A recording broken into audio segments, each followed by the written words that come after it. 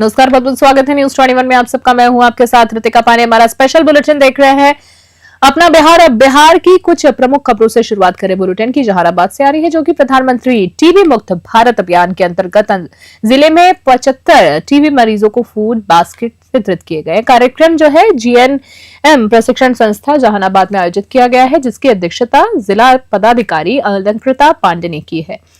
इस अवसर पर सिविल सर्जन जहानाबाद भी मौजूद रहे हैं। आपको बता दें, इस अवसर पर जिला संचारी रोग पदाधिकारी, जिला प्रतिक्षण पदाधिकारी, साथ ही साथ प्रतिरक्षण पदाधिकारी, जिला कार्यक्रम प्रबंधक, अस्पताल प्रबंधक, साथ ही जीएनएम प्रिंसिपल, अल्ट्रासाउंड और जांच एसोसिएशन के सदस्य और एनटीईपी कर्मी भी उपस्थित रहे। कार्यक्रम के दौरान बताया गया है कि प्रधानमंत्री टीबी मुक्त भारत अभियान का शुभारंभ जो है 9 सितंबर 2022 को किया गया था।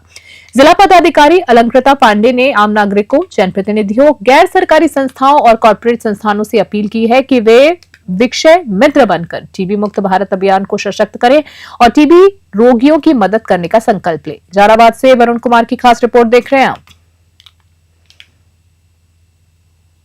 पूर्णिया से खबर। बिहार में पूर्णिया जिले में देर रात एक चौंकाने वाली घटना सामने आई है। बता दें आपको, मधुबनी थाना के पास महज 100 मीटर की दूरी पर रहने वाली छोटी नामक युवती को गोली मार दी गई है।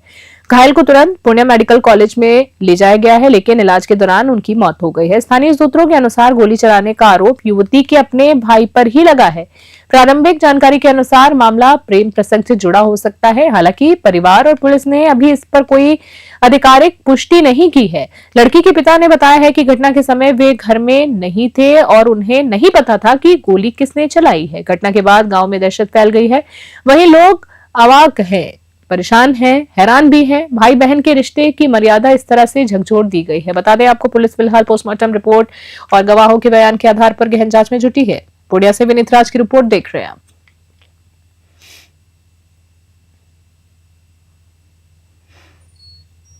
मोतिहारी से खबर। प्रधानमंत्री टीबी मुक्त भारत अभियान के तहत मोतिहारी में टीबी मरीजों के बीच आज पौष्टिक पोषाहार वितरित किया गया है। यह कार्यक्रम जो है जिला संचारी रोग पदाधिकारी डॉक्टर संजीव के नेतृत्व में आयोजित हुआ है।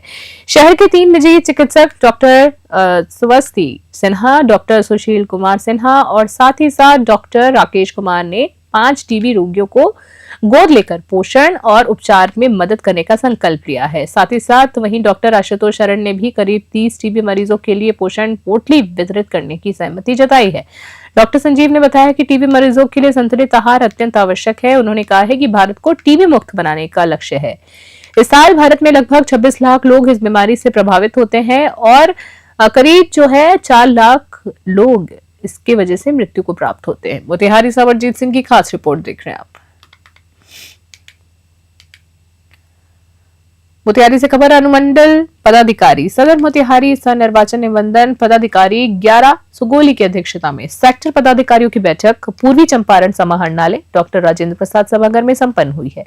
बैठक में सुगोली विधानसभा क्षेत्र के सभी प्रतिनिधि युक्त सेक्टर पदाधिकारियों को दिशा निर्देश दिया गया है। साथ ही साथ आपको ये भी बता देते हैं कि प्रत्येक मतदान केंद्र पर न्यूनतम आवश्यक सुविधाएं यानी एएमएफ की स्थिति का निरीक्षण करें हैं।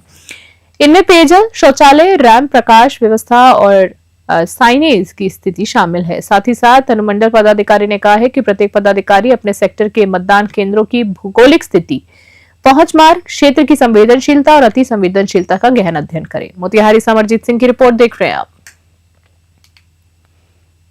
मोतिहारी से खबर। मोतिहारी के राधाकृष्णन सभागार में जिला विकास समन्वयक यानी डीडीसी पूर्वी चंपारण की अध्यक्षता में सभी प्रखंड विकास पदाधिकारी, आवास पर्यवेक्षक और प्रखंड समन्वयक एलएसबीए की बैठक आयोजित की गई है। इसी बीच बैठक में प्रधानमंत्री आवास योजना में लक्ष्य के विरुद्ध लंबित स्वीकृति, रिमांड और तृतीय किश्त के भुगतान की समीक्षा की गई है। इसके साथ ही मुख्यमंत्री आवास योजना और मुख्यमंत्री आवास सहायता योजना के लक्ष्य के विरुद्ध स्वीकृति की स्थिति पर भी विस्तार से चर्चा हुई।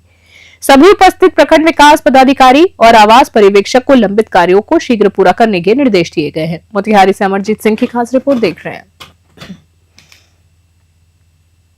मोतिहारी से एक बार फिर से खबर बुलेटिन में। अनुमंडल पदाधिकारी सदर मोतिहारी अश्वेता भारती की अध्यक्षता में अनुमंडल सभा कक्ष में मोतिहारी अनुमंडल के थोक उर्वरक प्रतिष्ठानों पर अगस्त महीने में टॉप यूरिया बिक्री करने वाले खुदरा उर्वरक विक्रेताओं के साथ बैठक आयोजित की गई है। बैठक में जिला कृषि पदाधिकारी भी उपस्थित रहे हैं। बैठक के दौरान अनुमंडल पदाधिकारी ने थोक उर्वरक विक्रेताओं से उनके अधीनस्थ खुदरा विक्रेताओं के उर्वरक उपवंटन और किसानों को बिक्री की स्थिति से संबंध में जानकारी प्राप्त की है। एसडीओ ने जिला कृषि पदाधिकारी को निर्देशित किया है कि खुदरा उर्वरक विक्रेताओं को अपने बिक्री पंजी में किसान का नाम, पिता का नाम, ग्राम पंचायत, प्रखंड, मोबाइल नंबर, आधार नंबर, मात्रा और हस्ताक्षर दर्ज कराने के निर्देश दिए जाएं ताकि औचक निरीक्षण के दौरान किसानों से सीधे जानकारी प्राप्त की जा सके। मोतिहारी से अमरजीत सिंह की रिपोर्ट। नेपाल की राजधानी काठमांडू में विरोध प्रदर्शन फिर हिंसक रूप ले चुका है। अनिश्चितकाल कर्फ्यू के बावजूद प्रदर्शनकारियों और पुलिस के बीच में कई जगह झड़पें हुई हैं। प्रदर्शनकारियों ने नेताओं और केंद्रीय बैंक के गवर्नर के आवासों को भी निशाना बनाया। राजधानी सहित कई हिस्सों में तनाव जारी है। संयुक्त राष्ट्र महासचिव के प्रवक्ता ने कहा है कि संगठन जो है नेपाल की स्थिति पर नजर बनाए रख रहा है।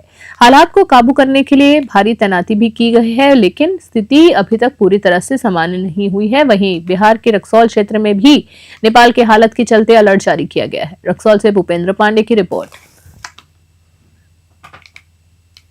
मोतिहारी से खबर। आगामी विधानसभा निर्वाचन 2025 को सफलतापूर्वक संपन्न कराने के लिए एडीएम लोक शिकायत निवारण शैलेंद्र कुमार भारती ने सामग्री कोषांग की बैठक ली है। बैठक में नोडल पदाधिकारी यशवंत कुमार सहित अन्य कर्मियों ने भाग लिया है। बैठक में सर्वप्रथम कार्मिक कोषांग में प्रतिनियुक्त सभी कर्मियों को कार्मिक कोषांग के कार्यों की जानकारी दी गई है। इसी बीच विधानसभा निर्वाचन के लिए जिला में स्थापित मतदान केंद्रों की संख्या के आधार पर मतदान सामग्रियों के आकलन संबंधी विमर्श किया गया और यथाशीघ्र जिला निर्वाचन कार्यालय से इसकी उपलब्धता के लिए अधियाचना भेजना कर निर्णय भी लिया गया है। मुख्य निर्वाचन पदाधिकारी बिहार पटना के कार्यालय से प्राप्त होने वाली सामग्रियों के लिए समन्वय स्थापित कर साथ ही साथ सस्मय सामग्रियों को प्राप्त करने और आवश्यकता अनुसार उसका प्रखंड स्तर पर वितरण करने के निर्देश भी दिए गए हैं। मोतिहारी से अमरजीत सिंह की रिपोर्ट देख रहे हैं। शेखपुरा से खबर। जिले में ऑपरेशन मुस्कान के तहत पुलिस ने 25 लोगों को उनका भूला हुआ मोबाइल फोन वापस कर दिया है। जी हां, एसपी बलिराम कुमार चौधरी ने पुलिस कार्यालय में नागरिकों को उनके मोबाइल उपलब्ध कराए हैं। मोबाइल लौटाए गए लोगों में शिक्षिका, गृहिणी, सामाजिक कार्यकर्ता और आम नागरिक शामिल हैं। मोबाइल पाकर लोगों ने खुशी जताई और पुलिस को धन्यवाद दिया और कहा है कि एसपी बलिराम ने बताया है कि अब तक कुल 100 से अधिक लोगों को उनका भूला हुआ फोन खोजकर वापस कर दिया जा चुका है। इन 25 मोबाइल की कुल जो मूल्य कीमत जो अगर हम बात करें तो 12 लाख ऑपरेशन मुस्कान बताई जा रही है। साथ ही साथ आपको ये भी बता दें कि ऑपरेशन मुस्कान में पुलिस की टेक्निकल टीम ने बड़ी भूमिका निभाई और काफी प्रशंसा भी हुई है उनकी। एक मुरादपुर गांव के व्यक्ति को 3 साल बाद उसका फोन वापस मिला। उसके चेहरे की खुशी देखते ही बनती थी। शेखपुरा से रंजन कुमार की रिपोर्ट। जिला में पूर्व में जो मोबाइल गुम हो गए थे या अन्य कारणों से जो लॉस्ट हो चुके थे, उसको हमारे डीआईओ की टीम के अथक प्रयास से लगभग 25 मोबाइल को बरामद किया गया और बरामदी पश्चात जो उसके वास्तविक जो मालिक थे उनके मालिक को हैंडओवर किया गया है। भागलपुर से खबर देख रहे हैं। कहलगांव विधानसभा क्षेत्र में असहमति और राजनीतिक उहापोह लगातार जारी है। जी आपको बता दें, उहापोह लगातार जारी है। इस क्षेत्र में कई प्रत्याशी अपनी अपनी दावेदारी पेश कर रहे हैं। इनमें से एक प्रमुख दावेदार है, जहां आपको बता दें, मोहम्मद कमलादुन, जो क्षेत्र में लगातार भ्रमण कर जनता की समस्याएं सुन रहे हैं। साथ ही साथ बता दें आपको, कलामुद्दीन जो क्षेत्र में लगातार भ्रमण कर जनता की समस्याएं सुन रहे हैं। राजनीतिक और जाति समीकरण के हिसाब से कलामुद्दीन का चुनाव लड़ने का दावा क्षेत्र में मजबूत माना जा रहा है। कहलगांव पिछले कई वर्षों से एनटीपीसी के राख प्रबंधन और स्वास्थ्य संबंधी समस्याओं से जूझ रहा है। वहीं स्थानीय लोग विभिन्न बीमारियों से प्रभावित हैं। भागलपुर से राहिल सिद्दीकी की रिपोर्ट देख रहे हैं। लखीसराय से खबर। लखीसराय के पुरानी बाजार स्थित नगर परिषद सभागार में लालू बस पड़ाव और अंबेडकर बस पड़ाव की टेंडर प्रक्रिया पूरी कर दी गई है। सुरक्षा के कड़े इंतजाम के बीच आयोजित इस प्रक्रिया में 4 प्रतिभागियों ने हिस्सा लिया है। दीपक सिंह, संजीव सिंह, राजीव सिंह और गौतम सिंह। लालू बस पड़ाव की बंदोबस्ती की अगर बात करें तो इसके लिए सबसे ऊंची बोली 1,62,81,000 रुपए तक पहुंची है। जी हाँ, जबकि अंबेडकर बस पड़ाव के लिए बोली जो है 1,21,00,000 रुपए लगी है। नगर परिषद के गठन के बाद ये पहली बार है कि दोनों बस पड़ाव के लिए इतनी बड़ी बोली लगी है। इस नगर परिषद को अतिरिक्त राजस्व मिलने की उम्मीद भी जताई जा रही है इसकी वजह से। वहीं विशेषज्ञों का ये भी कहना है कि इन बंदोबस्ती से यात्रियों को बेहतर सुविधाएं मिलेंगी और बस स्टैंड की व्यवस्था और भी मजबूत होगी। लखीसराय से संतोष कुमार गुप्ता की रिपोर्ट।